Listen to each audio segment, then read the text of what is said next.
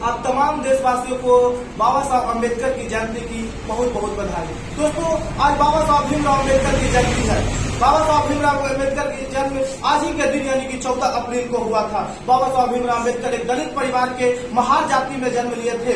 ठीक है, उनकी परिवार की आर्थिक स्थिति बहुत ही बेहद खराब थी। उनके घर में गरीबी था, उनके लिए रहने के लिए पढ़ने के लिए पैसा नहीं थे। लेकिन बाबा साहब अम्बेडकर ने तब भी पढ़ाई किया। बाबा साहब को पढ़ने के लिए संसाधन नहीं था, उनके साथ भेदभाव किए जाते थे। उनके विद्यालय में भी उनके शिक्षकों के द्वारा, उनके विद्यार्थियों के द्वारा, उनके सहपाठियों के द्वारा उनके साथ भेदभाव किया जाता था। लेकिन फिर भी बाबा साहब अम्बेडकर ने वर्ग के पीछे बैठकर, गेट के बाहर बैठकर पढ़ाई किया। बाबा साहब ने इतनी पढ़ाई की कि उस समय तक उनके समान उनके द्वारा जितना उन्होंने पढ़ाई किया उतना पढ़ाई आज तक उनके समाज के द्वारा या फिर उस वर्ग में कोई पढ़ाई नहीं किया था। बाबा साहब अम्बेडकर ने अपनी गरीबी को मारते हुए अपनी शिक्षा को पूरी की। उन्होंने BA, MA, MPhil, PhD की पढ़ाई की। उन्होंने वकालत की पढ़ाई किया। उनकी गरीबी उनकी पढ़ाई में बाधक नहीं साबित हुआ।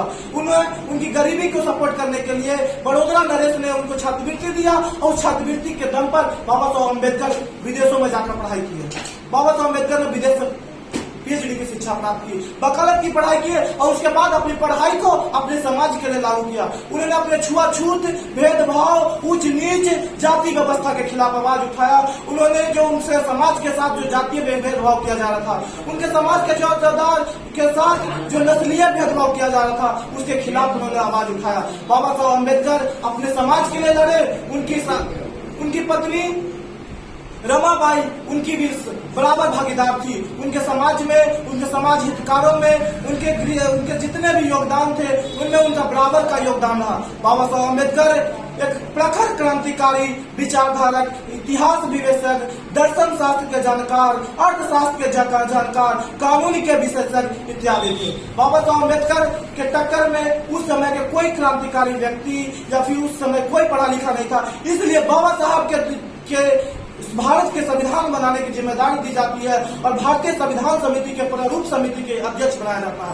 बाबा साहब अम्बेडकर ने भारत के संपूर्ण संविधान को अकेले रच डाला। भारत के इतने संपूर्ण 130 करोड़ की आबादी जो आज हम लोग इस प्रकार से जी रहे हैं, जिस कानून पर जी रहे हैं, वो बाबा साहब अम्बेडकर की देन है।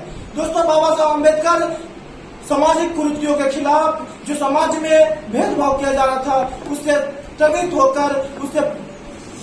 होकर उन्होंने अपने धर्म को त्याग कर बौद्ध धर्म को अपना लिया।